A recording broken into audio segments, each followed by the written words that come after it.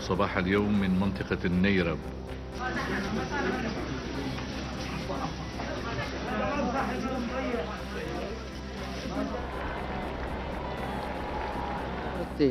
Accompagnino il cammino di questo nostro mondo.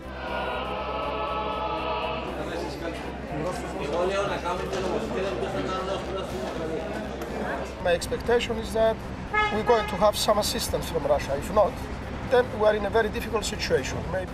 The draft constitution is declared to have been adopted by the people of Zimbabwe as the constitution of Zimbabwe.